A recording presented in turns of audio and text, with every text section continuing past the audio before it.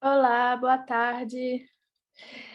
Eu estou aqui a pedido do Coletivo Nayá, porque a gente teve um encontro sobre arte relacional, mas infelizmente a gente perdeu a gravação por problemas técnicos, então eu estou refazendo a nossa aula. Eu espero que eu me lembre de tudo que a gente conversou naquele dia, mas vamos lá então. Compartilhar a tela.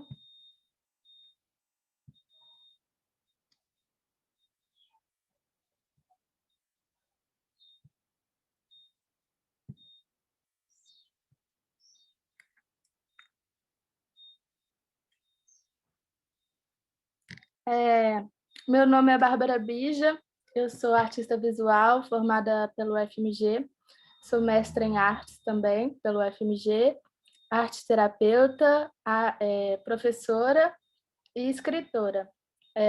Em 2020 eu publiquei meu primeiro livro de poemas que se chama Ela Vai Nascer Livre, que está à venda pela editora Urutau. E eu sempre gostei muito de escrever e sempre trabalhei nesse cruzamento entre palavra e imagem. E também, quando eu comecei a conhecer arte relacional lá na graduação, eu me apaixonei. Então, eu sempre trabalho nessa fronteira também, da arte relacional e das artes gráficas. Eu sempre produzo livros, estudo livros. Meu mestrado é uma pesquisa sobre livros de artista que são um resultado, ou pelo menos um desdobramento, de obras relacionais, de experiências vivas. Então, eu sempre pesquisei esse tipo de documentação de obras, de experiências, que às vezes também fazem uma conversa com a ficção, com outras formas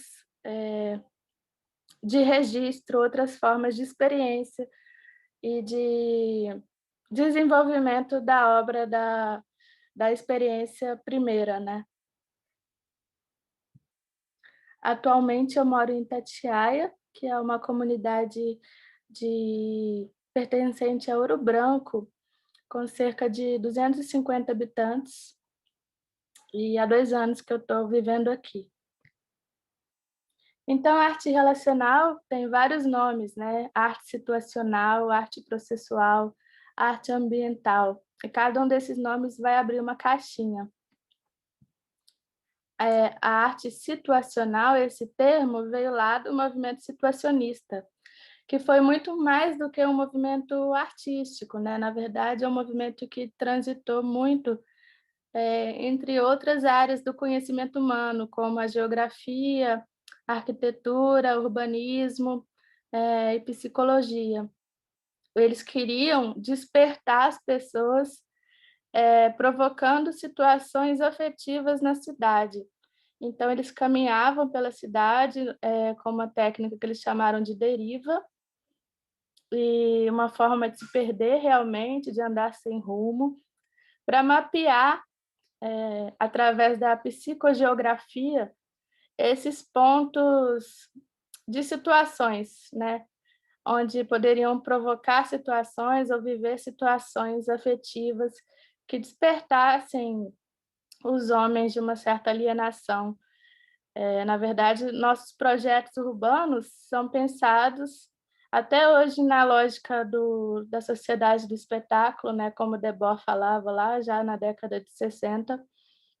Então, as cidades são feitas para servir à lógica dos carros, à lógica do consumo, do capital e do trabalho, e muito pouco aos afetos, né, à psique humana. Então, eles tinham essa ideia. Quando a gente fala de arte relacional, assim como o termo arte processual, são termos assim muito abrangentes, porque toda arte é processual, toda arte é relacional, né? Relacional porque a própria ideia de obra de arte, ela já implica a ideia de um receptor, né, de pelo menos alguém que vai ver, né, com o sentido da visão, a obra. É a mesma coisa quando a gente escreve uma carta, por mais que a gente nunca entregue, nunca envie essa carta, ela já traz na ideia de carta, eh, a noção de que alguém vai receber, né. Senão é outro tipo de texto, né. A mesma coisa a obra de arte, já faz parte da natureza dela a relação, né, com uma segunda pessoa, pelo menos. E, a gente eu vou parar um pouquinho aqui, porque tá uma obra, eu vou ter que dar um pause no barulho do caminhão que está interferindo aqui, só um minutinho.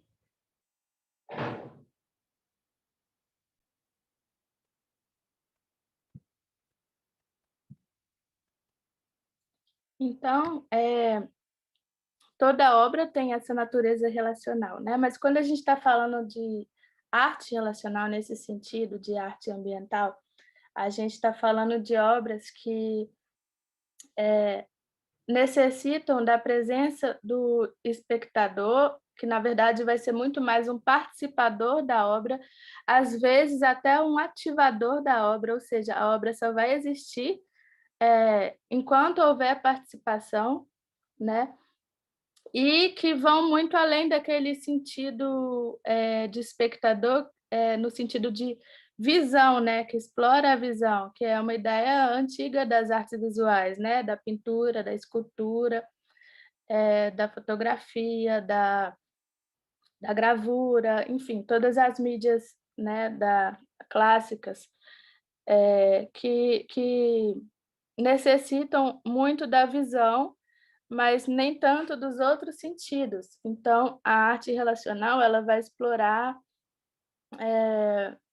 uma participação completa do espectador, né. E quando a gente fala arte processual, da mesma forma, toda arte envolve começo, meio e fim, né. Até quando o artista está trabalhando no seu ateliê, a gente sabe que acontecem vários desvios do percurso, né, e o artista vai escolher se incorpora ou não esses desvios na sua obra. Mas, de qualquer forma, quando a gente fala nesse sentido de arte relacional, a gente está falando de uma abertura da obra. Abertura porque, não necessariamente essa obra tem um fim material ou um fim plástico, né. São obras que não desejam a materialização. Podem ter, mas que não desejam, apenas isso, né. Vai valer muito mais aqui a experiência, né. Então,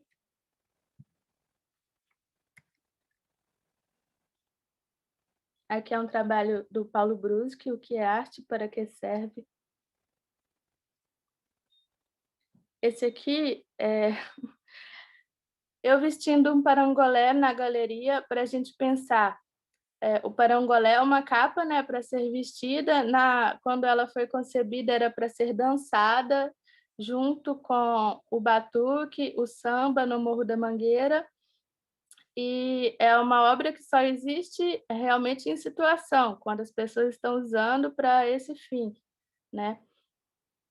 Hoje ela existe enquanto uma materialização daquele conjunto de experiências do Hélio Oiticica no Morro da Mangueira, né. É um desdobramento, mas ela não é a obra em si, ela faz parte de um programa ambiental extenso, né. E quando essas obras, essas materializações viajam em exposições, é claro que elas são tiradas de contexto, né.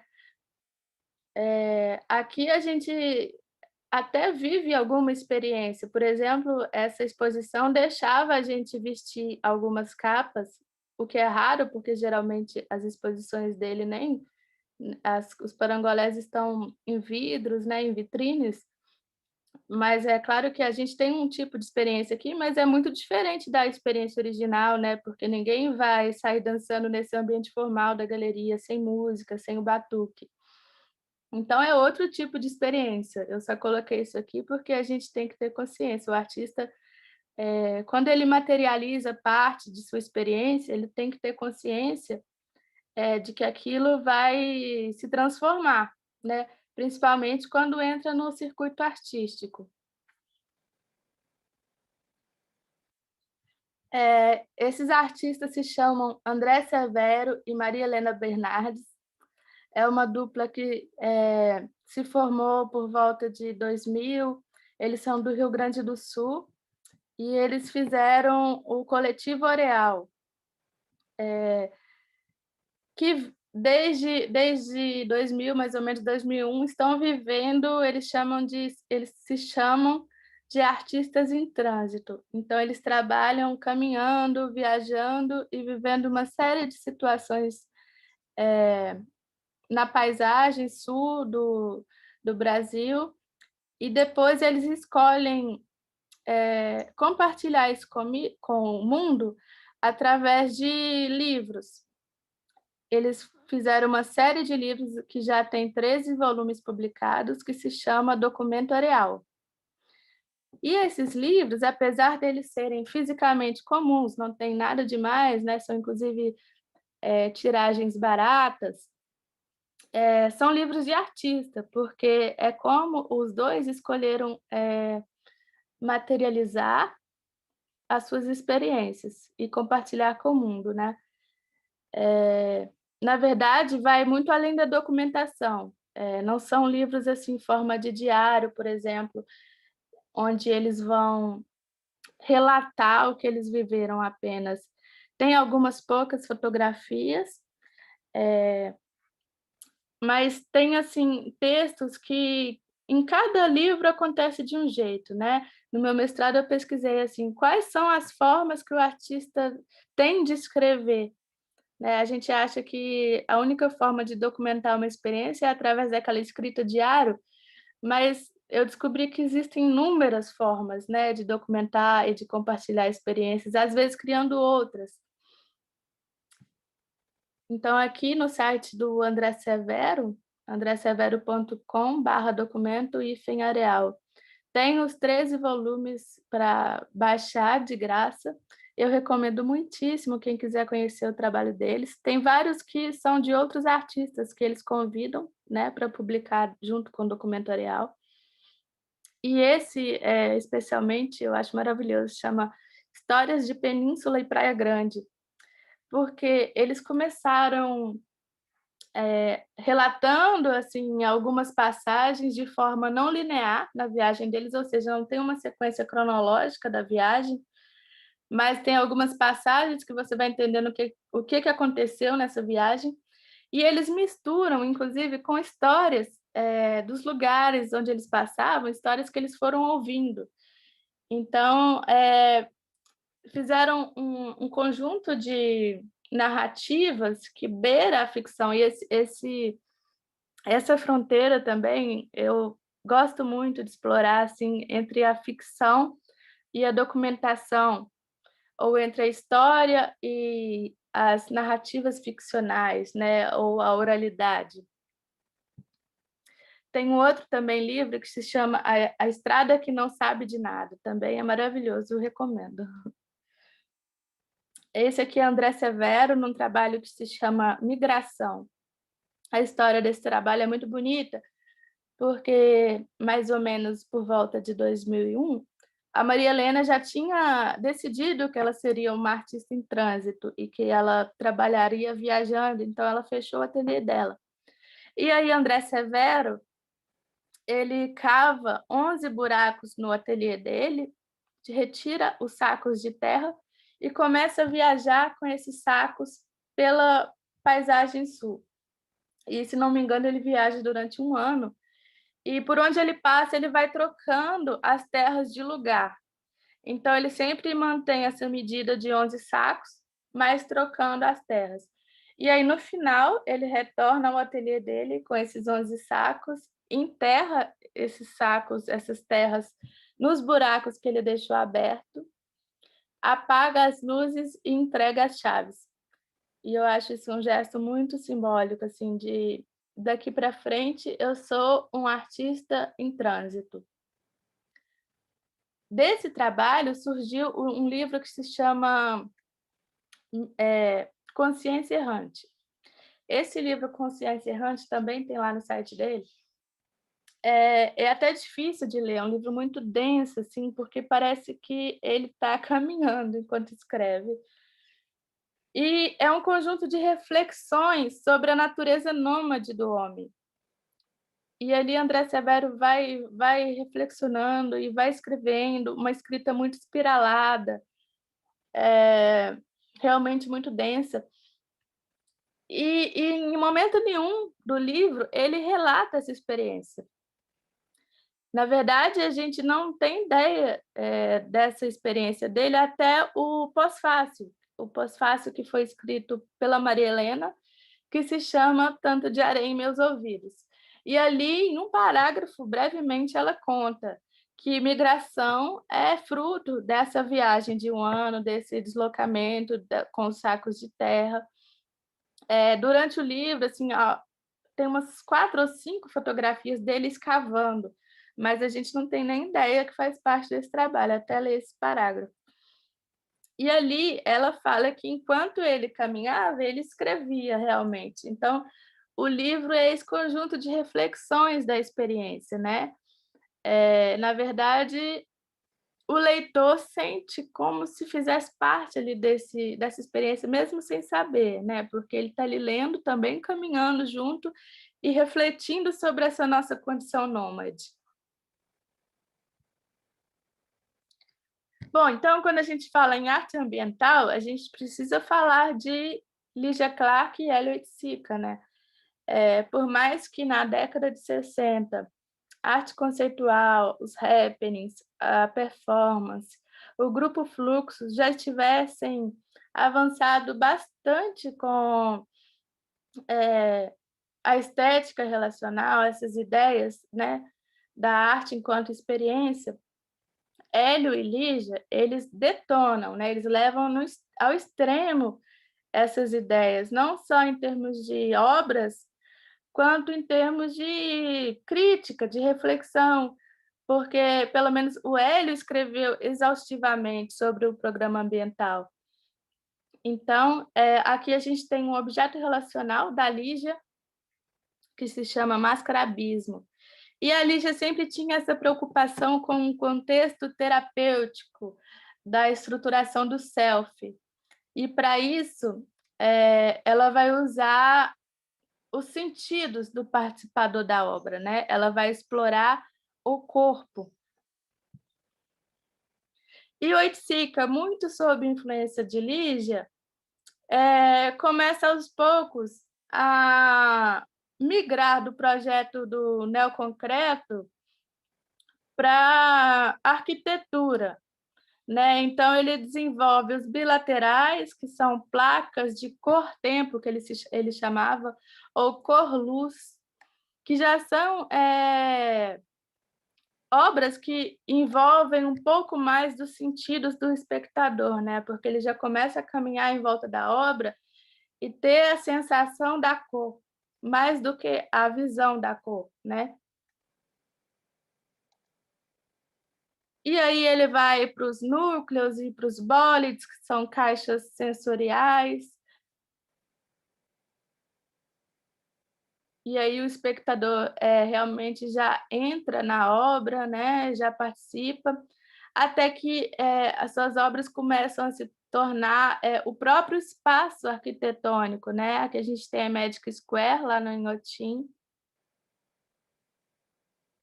e a criação de ambientes. Então, o Oiticica trabalhava com esse conceito de suprassensorial, né? Ele falava investigar as possibilidades de dilatamento de suas capacidades sensoriais, no caso, as capacidades do participador da obra. Uma suprassensação semelhante àquela causada pelo efeito de drogas alucinógenas ou pelo êxtase do samba. O suprassensorial levaria o indivíduo à descoberta do seu centro criativo interior, de sua espontaneidade expressiva adormecida, condicionada ao cotidiano. Sua proposta é uma arte que busca uma abertura ao participador através de experiências que promovam uma volta do sujeito a si mesmo, redescobrindo e libertando-se de seus condicionamentos éticos e estéticos, impelindo-o a um estado criativo e uma vivência suprassensível. Então, aqui a arte já está bastante diluída na vida, né? A ideia de um estado criativo permanente e que o participador também é um criador. E aí a gente tem o cúmulo, né, o ápice do projeto ambiental, que seria a criação dos parangolés, junto com as experiências no Morro da Mangueira. E isso é potente de tal forma que, se não influenciou, pelo menos contribuiu bastante para a Tropicália. A palavra Tropicália surge numa obra de Hélio, que Caetano vê e gosta, né, do nome, pede permissão para usar. Aqui a gente tem uma obra do Hélio que chama Mergulho do Corpo, e como homenagem a essa paixão que eu tive por ele, que eu ainda tenho, eu fiz essa que chama Alto Mar, na minha exposição de conclusão de curso. Então, todos esses nomes para falar da arte do encontro. Eu adoro essa expressão, eu acho que é a melhor de todas, a arte do encontro. E aí, Maria Helena, ela vai se perguntar, seja qual for, certamente já não implicará em uma tomada dicotômica de posições, em que se colocam os artistas de um lado, as instituições de outro. O debate possível hoje, talvez necessário, é um debate interior, concernente à consciência de cada artista. A cada um cabe definir que tipo de autor deseja ser, o que espera que seu trabalho proporcione a si e aos outros, que formas, meios e veículos podem possibilitar um encontro potente entre seu trabalho e as outras pessoas. Ou, parafraseando Beuys, qual é a melhor forma de fazer o que temos a fazer? Qual é a melhor forma de fazer o que temos a fazer? Então, quando a gente começa a transfigurar essas fronteiras entre arte e vida, né? Se a vida transfigura a arte também transfigura a vida, é lógico que vem a questão, mas tudo é arte?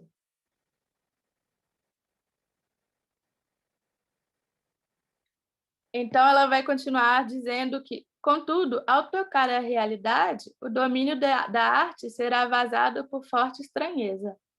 Nesse novo terreno, ela não mais se reconhece, vendo-se lançada à aventura da não-arte. Então, gente, muitas vezes, para fazer o que precisa fazer, o artista vai escolher o território da anti-arte ou da não-arte, sair do lugar de artista, para conseguir fazer o que ele tem que fazer, né? O Fábio Moraes, ele tem esse trechinho que eu sempre falo dele, que eu acho incrível, é o seguinte: quando a arte está quase virando vida, casada na cidade do interior, cheia de fotografias setentistas nos porta-retratos de família, o mundo lhe faz lembrar da possibilidade de cópula, e a arte então deixa de lado a ideia de diluir-se na vida para separar-se ainda mais dela e garantir a foda. Só se fode com o diferente. Eu acho assim que, por mais que exista uma diluição entre arte e vida, o que o Fábio Moraes está falando aqui é que sempre vai haver uma descontinuidade, porque a arte transfigura o lugar comum, ela transfigura a própria vida, né? Então, sempre vai haver, por mais que a utopia se complete, né, da diluição total entre arte e vida, eu acho que sempre vai haver uma descontinuidade, e precisa haver, né? Então, o Hélio, no Aspiro ao Grande Labirinto, que é um livro maravilhoso, ele vai falar o seguinte: Anti-arte seria uma completação da necessidade coletiva de uma atividade criadora latente. Ou seja, se a gente, quando todo mundo for artista, a gente nem precisa mais chamar de arte.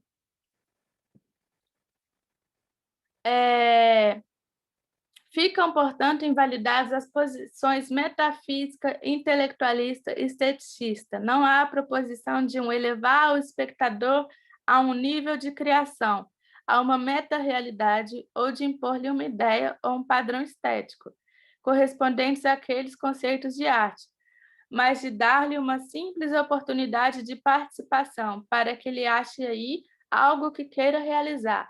É, pois, uma realização criativa o que propõe o artista. Realização esta isenta de premissas morais, intelectuais ou estéticas. É uma simples posição do homem nele mesmo e nas suas possibilidades criativas vitais. Aqui a gente retoma a grande utopia situacionista, né?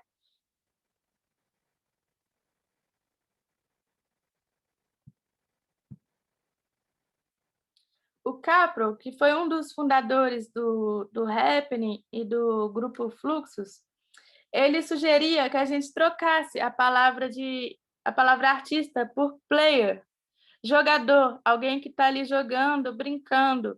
Na verdade, aqui a ideia é já que o artista seja um propositor, alguém que vai simplesmente riscar o fósforo para criar combustão, para criar oportunidades criativas, né, de participação.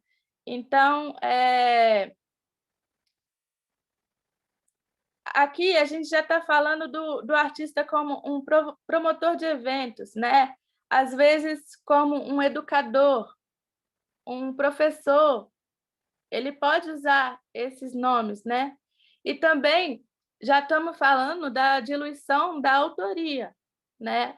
Muitas vezes o artista vai precisar abrir mão da sua autoria para dar protagonismo a outros sujeitos, participantes da obra.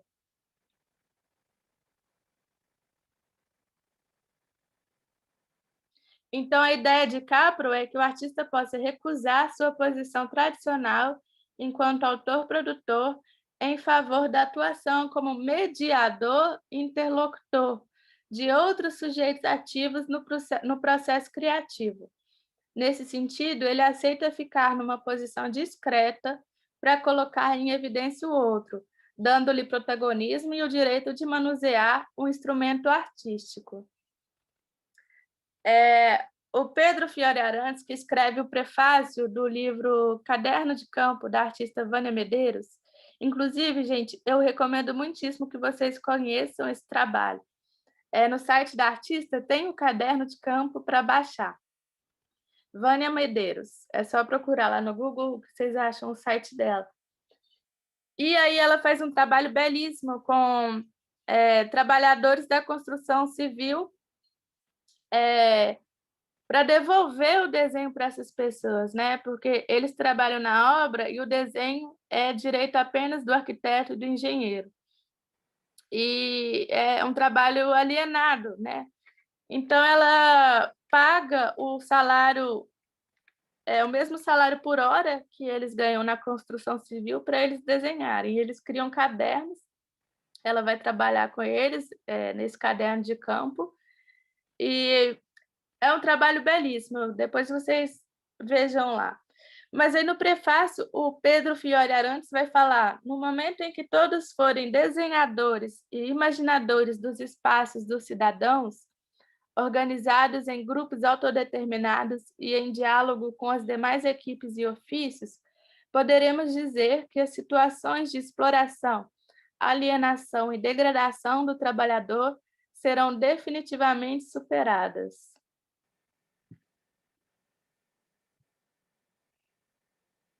Eu acho que não cabe a gente ficar discutindo se isso é arte, sabe? Porque, para mim, já foi resolvido na própria história da arte, na própria crítica, filosofia da arte, que sim, isso é arte, né? Desde a década de 60, 70, isso já é arte, já está resolvido. Se as instituições vão dar conta de incorporar esses processos no circuito artístico é outra história. Como o artista vai sobreviver é outra história, né? Mas o que a gente tem que se preocupar é aquilo que Maria Helena falou, qual é a melhor forma de fazer o que a gente tem que fazer, né? E aí, se precisar sair desse lugar de artista, se precisar virar promotor de eventos, a gente vira, né? Eu gosto muito dessa expressão da Maria Helena, tanto de areia em meus ouvidos, porque eu acho que ela fala muito bem desse estado de presença muito necessário ao artista que trabalha em relação. Um estado de escuta para o mundo, né? De abertura para o mundo. E aí, o Jorge Larossa, ele tem um texto muito bonito que chama Notas sobre a Experiência. Também recomendo muito, muito a leitura desse texto, porque, inclusive para quem não é artista, assim, é para todo mundo, porque ele vai falar sobre o valor da experiência, a experiência vivida, e como que o nosso mundo, apesar de tantas coisas acontecendo e de tanta velocidade, como que a gente está vivendo uma pobreza de experiências, né? E ali ele vai falar de várias questões, por exemplo, a informação não é experiência. Ao contrário, né? A informação não deixa lugar para a experiência, ela é quase o contrário, quase uma anti-experiência. A obsessão pela opinião também anula nossas possibilidades de experiência, também faz com que nada nos aconteça. Ao sujeito do estímulo, da vivência pontual, tudo o atravessa, tudo o excita, tudo o agita, tudo choca, mas nada lhe acontece. Por isso, a velocidade, o que ela provoca, a falta de silêncio e de memória, são também inimigas mortais da experiência. A experiência requer parar para pensar, parar para olhar, parar para escutar, pensar mais devagar, olhar mais devagar, escutar mais devagar, parar para sentir, sentir mais devagar, demorar-se nos detalhes, suspender a opinião, suspender o juízo, suspender a vontade, suspender o automatismo da ação, cultivar a atenção e a delicadeza, abrir os olhos e os ouvidos, falar sobre o que nos acontece, aprender a lentidão, escutar aos outros, cultivar a arte do encontro, calar muito, ter paciência e dar-se tempo e espaço.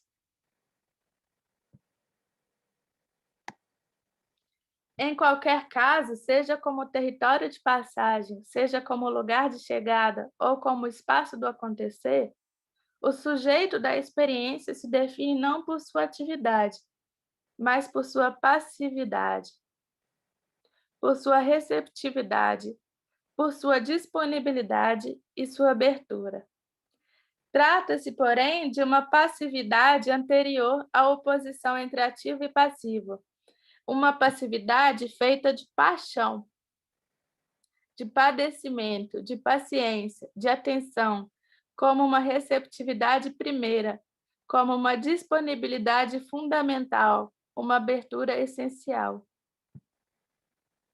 Então, ele vai dizer que a palavra experiência, do latim esperire, provar, está muito relacionada com periculum, perigo, e também com peiratez, pirata.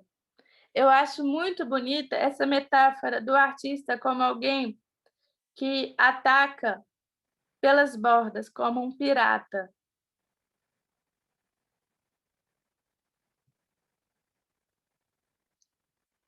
E aí é claro que a gente corre perigo, né? A gente corre muito perigo quando a gente está em relação. Perigo de perder o controle do processo criativo, perigo de perder a autoria, perigo do trabalho não acontecer porque não depende só da gente.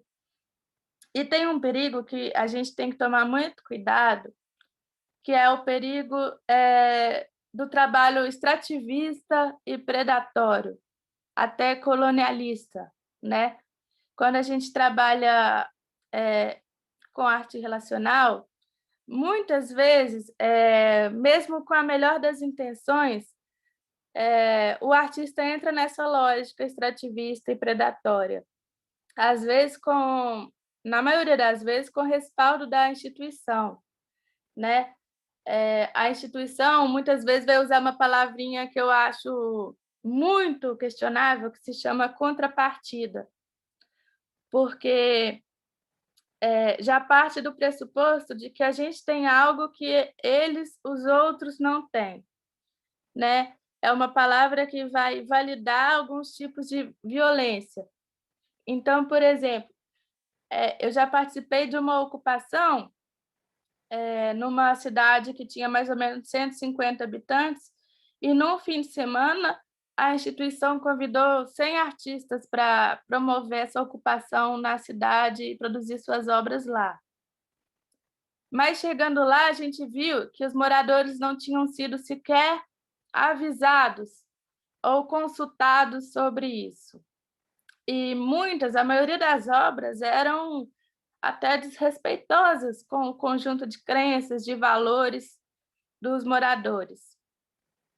E a contrapartida era que a gente deixasse nossas obras lá para a cidade. Mas aquelas obras não faziam o menor sentido para aquela população, para aquela comunidade, né?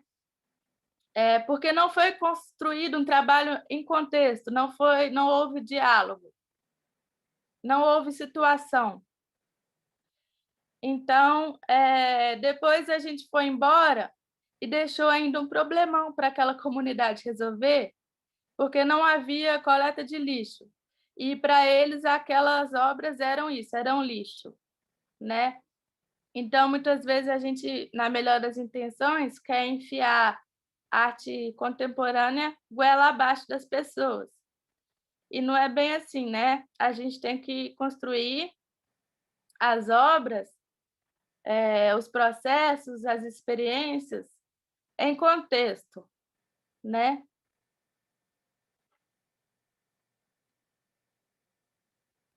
Mas, ao mesmo tempo, eu acredito fortemente que a arte tem um poder maravilhoso de conectar subjetividades, tem um poder maravilhoso de transformação social e pode ser agente de transformações belíssimas, né?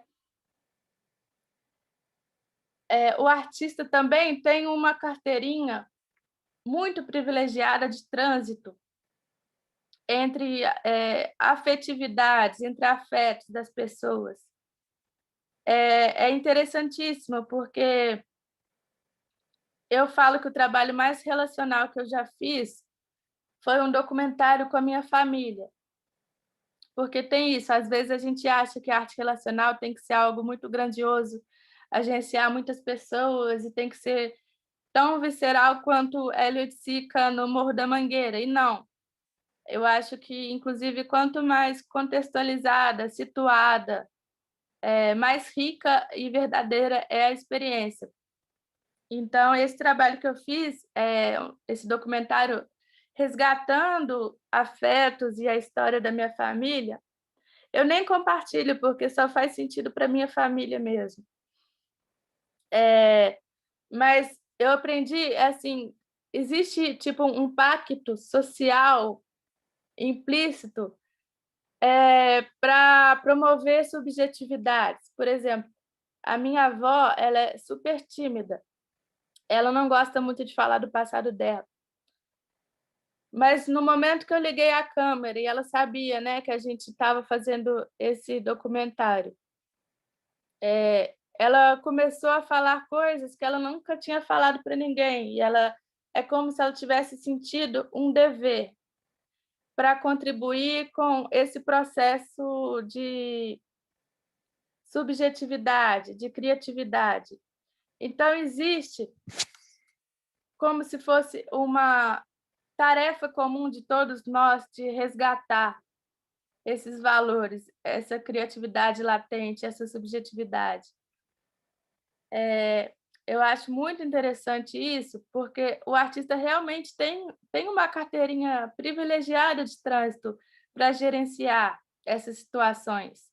E que delícia que a gente pode chegar num lugar e conversar com as pessoas na nossa rua, no nosso bairro, na nossa casa, e propor algo fora do cotidiano, algo que transfigura o lugar comum, né. Propor esse movimento de afetos e liga a câmera e conversa, e tira uma foto, e existe interesse comum de todos nisso, nesses processos. Então, o artista Carlos Aspe diz que fazer arte hoje é jogar pedras no meio do caminho para que as pessoas tropecem e se deem conta de que tem coisas no meio do caminho. Uma pedra no meio do caminho. Essa é a forma de vida que eu escolhi, e se isso fosse uma conversa, talvez Drummond respondesse: Nunca me esquecerei desse acontecimento.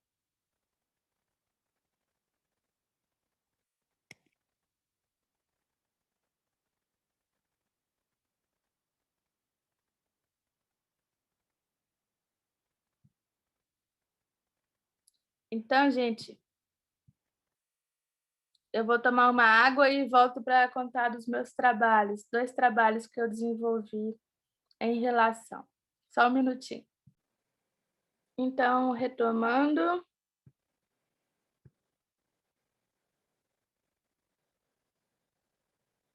aqui tem meu site pessoal, que na verdade é mais um caderno de processo do que um portfólio, porque eu coloco, além dos trabalhos prontos, eu coloco todo o processo e as referências, textos, enfim, é are.na.barbara.bija.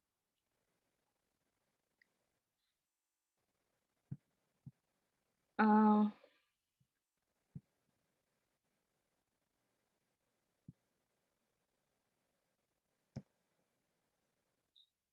então, em 2013, eu participei de uma residência, pela Funarte, que se chamava Muros, Territórios Compartilhados.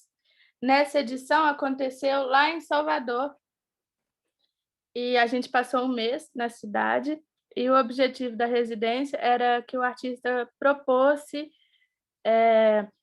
um projeto para algum muro da cidade, né? Um projeto que se desenvolvesse ao longo desse mês. O meu projeto se chamava Manual de Sobrevivência de uma Artista em Cima do Muro. Era realmente habitar a parte superior de um muro, que eu escolheria na cidade quando eu chegasse lá, durante 4 horas por dia, e ali em cima eu poderia escrever, observar as pessoas, a paisagem, desenhar, fotografar, enfim, produzir esse manual de sobrevivência, né. E eu levava sempre comigo um kit de sobrevivência, né, coisas necessárias para eu passar o dia ali, além dos materiais artísticos, comida, água.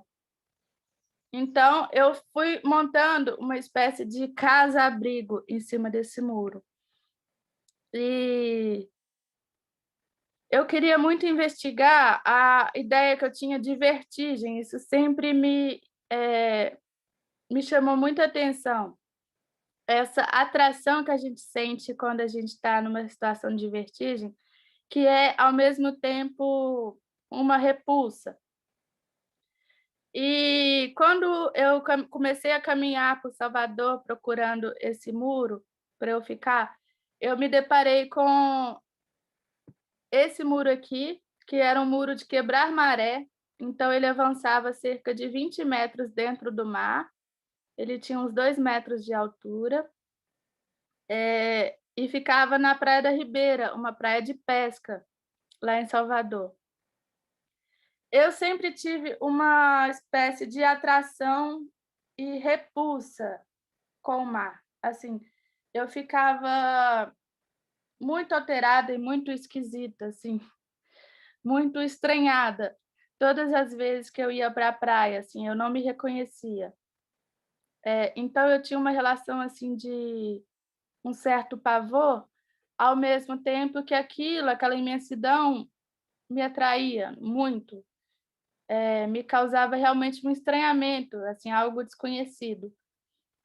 E quando eu me deparei com esse muro, eu percebi aqui eu tenho as 2 situações, tanto a altura, a vertigem, quanto essa vertigem do mar, aquela coisa de quando você olha para o abismo também te olha, né. Então esse muro, assim, quando eu olhei, eu falei: "É esse".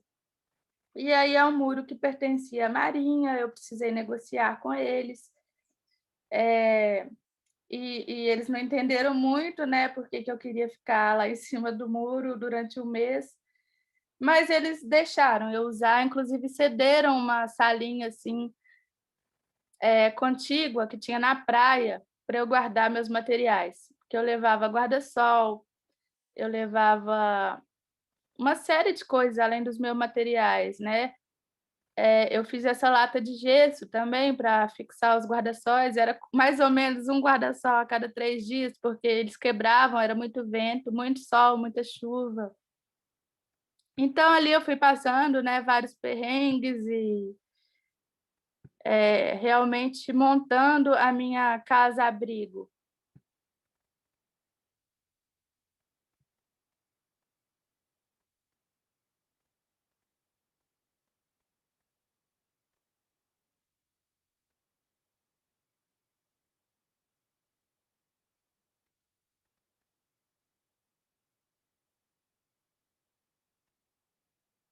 Aqui dá para ver melhor, essa construção da marinha, era aqui onde eu guardava as minhas coisas.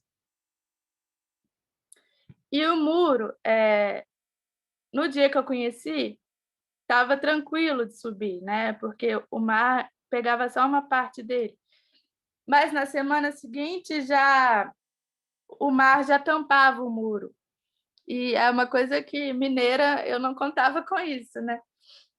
Mas então eu comprei, uma escada para subir, porque precisava dar uma escaladinha, era um muro alto, difícil de subir.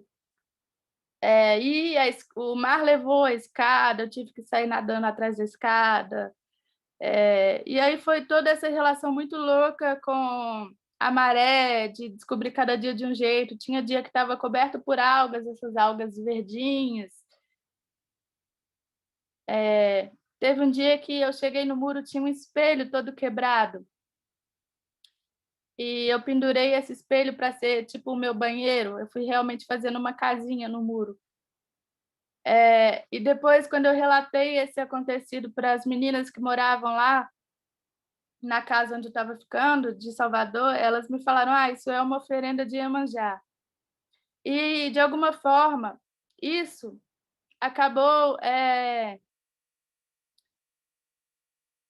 se tornando o assunto principal do trabalho. O mar virou um protagonista do trabalho, né. E aí eu conheci o José. O José era um vendedor de mapas, eh, na praia, e ele andava todos os dias ali para vender os mapas e alguns livrinhos bíblicos, livrinho para criança. E ele ficou muito curioso com o meu trabalho ali, e a gente começou a conversar e nos tornamos muito amigos, assim, porque todos os dias o José passava lá e ficava uma horinha ali conversando comigo, ele lá embaixo e eu em cima do muro, porque eu só descia realmente se eu precisasse fazer xixi. Então a gente acabou desenvolvendo uma amizade inusitada. Eh, Na minha última semana, eu avisei para ele que eu estava indo embora e ele me trouxe uma caixinha de música de presente. E dentro da caixinha de música ele colocou o telefone dele. Nesse dia estava chovendo, uma tempestade, assim, então quando eu fui descer do muro foi todo aquele perrengue de ter que descer nadando, eu tinha essa preocupação de não molhar minha mochila, porque eu levava vários equipamentos na mochila. E nisso a caixinha caiu da minha mochila e eu não consegui recuperar, não consegui reencontrar, então eu perdi o telefone dele. Eh, na outra semana, eu acabei voltando na Ribeira para tentar encontrá-lo, mas não consegui encontrar. Por algum motivo, naquela semana, o José não foi à Ribeira e então eu preguei, imprimi uma série de cartazes com a foto dele, escrito assim, "José, se você vê esse cartaz, por favor, me ligue, porque eu perdi seu número". Deixei também as meninas da casa avisadas que se ele ligasse para lá, porque ele tinha o telefone da casa onde eu ficava. E elas sabiam que se ele ligasse para lá, era para dar meu telefone de Belo Horizonte, que era onde eu morava na época, né. Mas ele nunca ligou e a gente nunca mais conversou. Então eu escrevi um poema para o José, que inclusive foi um poema finalista no Prêmio Off Flip lá do Festival de Paraty, no ano passado. Eu vou ler para vocês esse poema.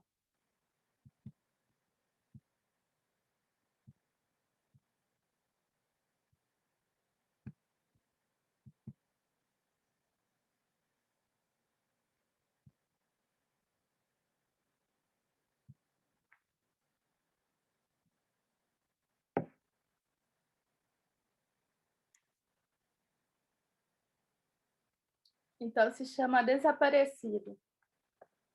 José, vendedor de mapas e fascículos bíblicos na Praia da Ribeira, tem olhos castanhos, coluna ereta, porte médio, magro, por volta de 70 anos.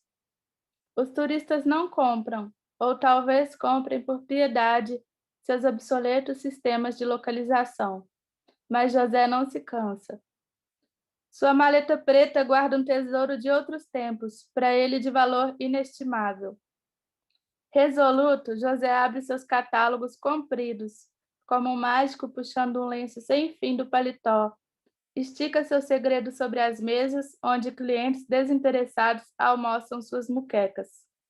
Não há mais tempo para José ou suas misteriosas cartas de navegação.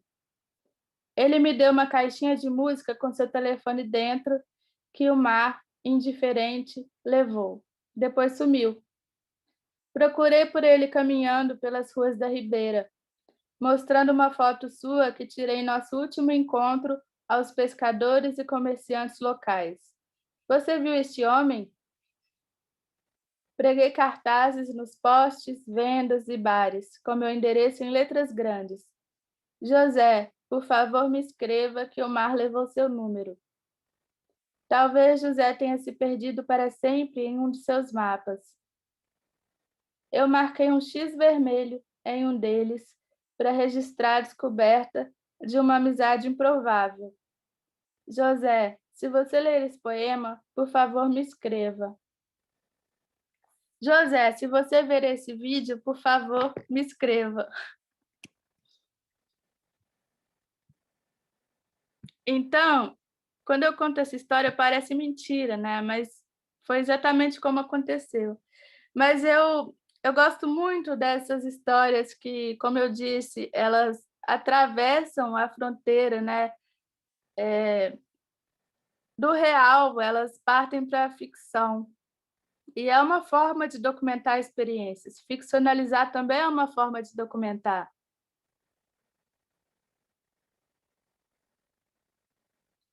Então, eu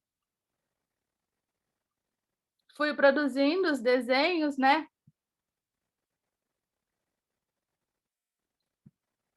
O livrinho tem vários poemas e vários desenhos, algumas fotografias.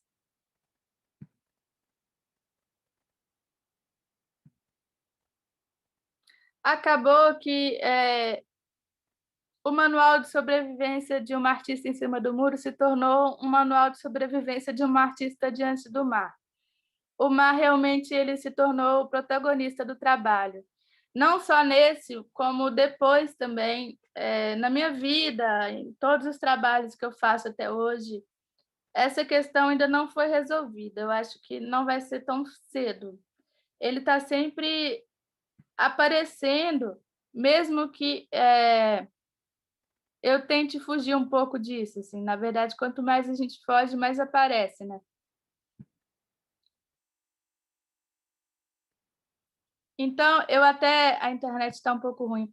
Eu até tentei, seguir, no começo, a lógica de manual e fazer desenhos simples, né, sobre essa sobrevivência em cima do muro, mas no final, o livro foi, totalmente sobre o mar.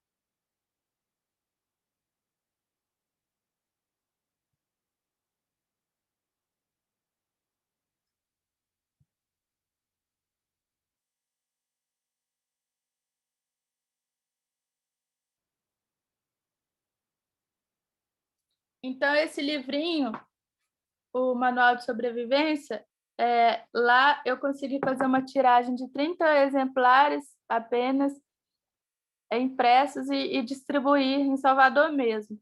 Mas aqui tem o livrinho virtual, quem quiser dar uma olhada, tem para download. E é isso que acontece, né, quando a gente trabalha em situação. As situações fogem muito do projeto original. Isso é até interessante, né? Por mais que cause alguma angústia e que a gente fique um pouco frustrado, né? É, abre outras possibilidades, né? E agora eu vou falar desse trabalho que se chama Itatiaia Gerais. Na verdade, começou com o nome Nós Temos Histórias para Contar.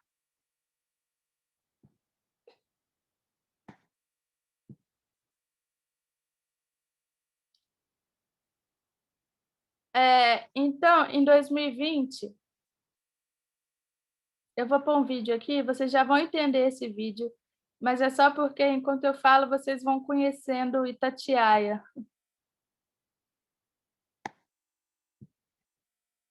É um videotour por Itatiaia. Ao longo de 2020, eu desenvolvi um projeto com as crianças de Itatiaia. Eu convidei as crianças para oficinas de artes. Na época, eu queria fazer presencial, mas aí veio a pandemia, então eu tive que repensar essas oficinas de artes. 12 crianças se inscreveram, elas tinham entre 4 e 12 anos, mas nenhuma delas tinha recursos para fazer aulas online, né? Ou para fazer remoto por computador. A maioria não tinha nem internet, né? Então, eu precisei pensar um outro modelo de aula. E aí é o que eu chamei de aulas por correspondência. Eu passava uma vez por semana na casa dessas crianças, eu entregava uma pastinha com uma proposta artística e materiais para a execução desse trabalho. Na semana seguinte, eu trocava, recolhia os trabalhos prontos e recolhia o material usado e entregava uma nova rodada. E, sinceramente, eu não esperava que esse trabalho durasse muito, porque na sala de aula, quando a gente está acompanhando, a gente está do lado, a gente está incentivando, muitas vezes não acontece a adesão das crianças. Então, imagina assim, né, com propostas redigidas, elas mal me conheciam, então eu não esperava muita adesão por muito tempo. Mas me surpreendeu muito, assim, porque as crianças aderiram ao projeto e foi durando, né? Nessa primeira fase, eu compartilhava meus próprios materiais com elas. A maioria não tinha nem lápis de cor, então, assim, eu dividi o meu próprio acervo de materiais entre as 12 crianças, a gente fazia um rodízio e caminhamos dessa forma. Em julho, eu fui aprovada no edital do BDMG Cultural, num programa que se chama Lab Cultural, com esse projeto que se chama Nós Temos Histórias para Contar.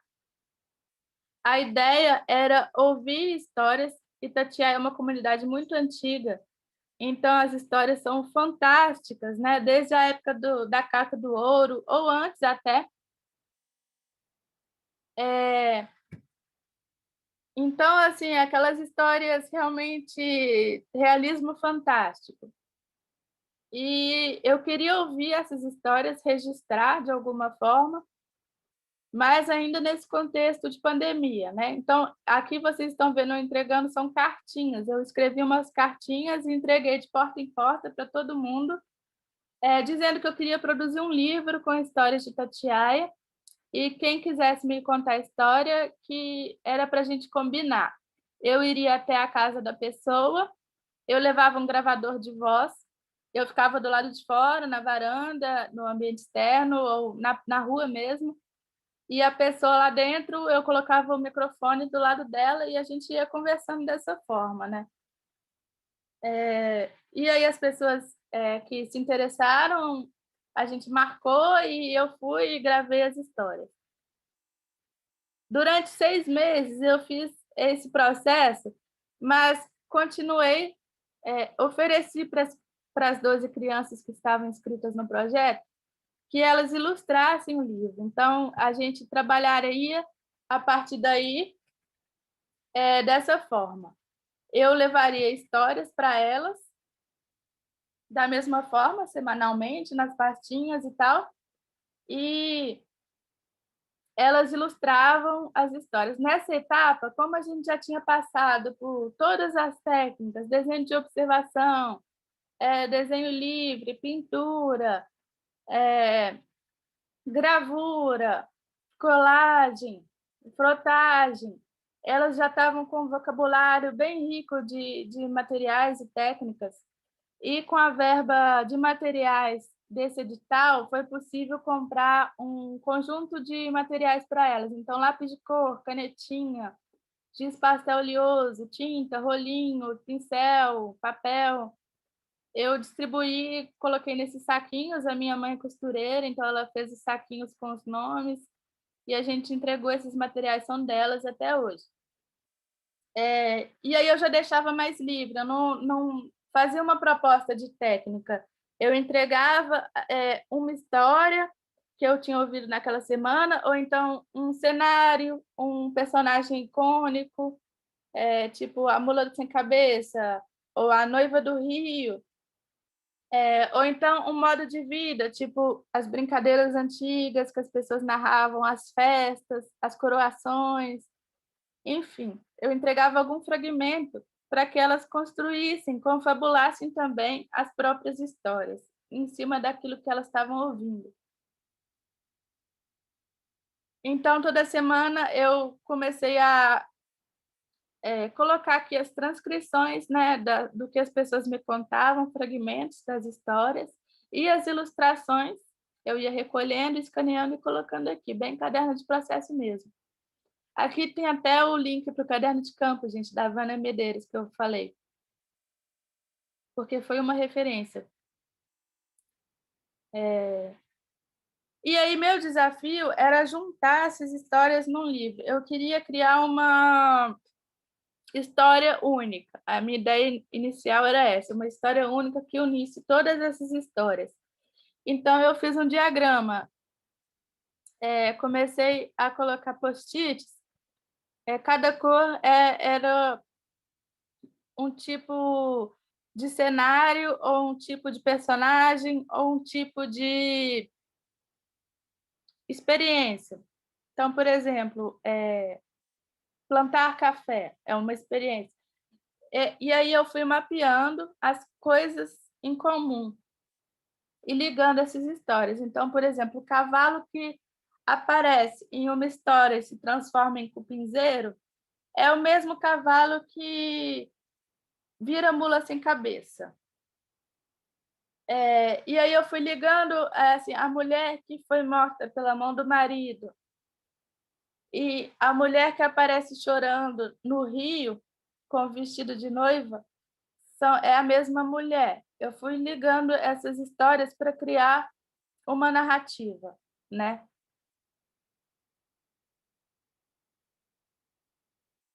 E aí esse diagrama foi crescendo, e em conversa com meus colegas também, né, porque a gente tinha reuniões semanais, os 10 artistas selecionados, eu comecei a entender que aquilo era um mapa de Itatiaia e que essas histórias era como se fosse um jogo.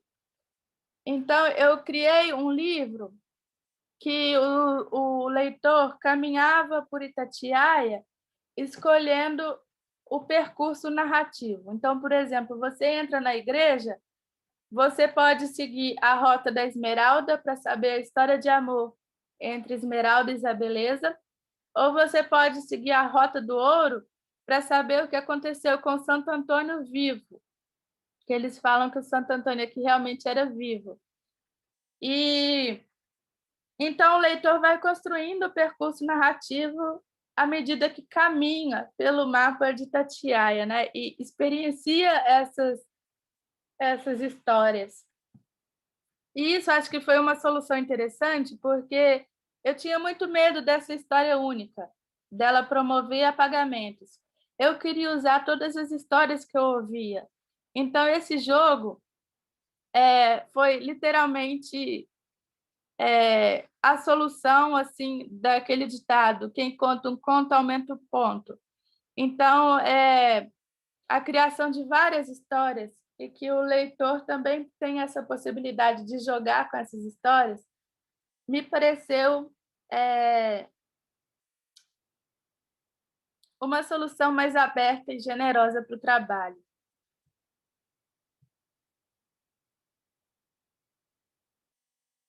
Aqui as ilustrações foram escaneadas e subidas para cá, mas no livro tem todas bonitinhas, separadinhas e tratadas, né?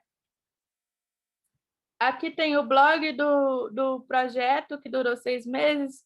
Para quem quiser acompanhar as postagens, assim, o trabalho frescor, né, do processo, eu sugiro dar uma olhadinha no blog, porque lá realmente a gente vê as coisas acontecendo. Assim. E aqui tem o livro, o e-book, quem quiser também dar uma olhada na história. As histórias são incríveis. As ilustrações também. E aí, eu fui aprovada agora na Lei Aldir Blanc para publicação desse livro. Então, o livro foi publicado, nós fizemos uma tiragem de 300 exemplares, e agora, no dia 6 e 7 de março, nós vamos fazer o lançamento e a distribuição para a comunidade. Então, todo mundo que for de Itatiaia pode pegar o livro, é gratuito, e quem for visitante pode comprar o livro por R$ 25, porque nós estamos fazendo uma caixinha, o valor arrecadado vai ser distribuído entre as crianças que ilustraram o livro. Depois também a gente vai deixar uma cota em consignação com os comerciantes para futuros turistas poderem comprar. E a ideia é dar continuidade, né, a esse projeto para que ele continue crescendo, a gente continue ouvindo histórias. O Ailton Krenak fala que enquanto a gente puder contar histórias, a gente vai adiando o fim do mundo. E eu acredito muito nisso, né? Nessa da gente não morrer, né? Da gente não morrer, da gente ficar vivo, da gente contar histórias. Então é isso, gente. Eu espero que vocês tenham gostado. Tem outros trabalhos também ali, quem quiser conhecer um pouquinho mais. Meu Instagram é Bija Bárbara. Eu estou aberta ao diálogo, quem quiser me procurar. Mais uma vez, eu agradeço muito ao Nayá pela oportunidade. Eu ouvi a live da Priscila Rezende, e como ela disse, é muito raro, né, esse espaço para o artista falar do próprio trabalho, então é muito bom quando isso acontece. E eu admiro muito o trabalho do coletivo Nayá, esse trabalho em rede de mulheres, e podem contar comigo para tudo. Então, muito obrigada e um abraço.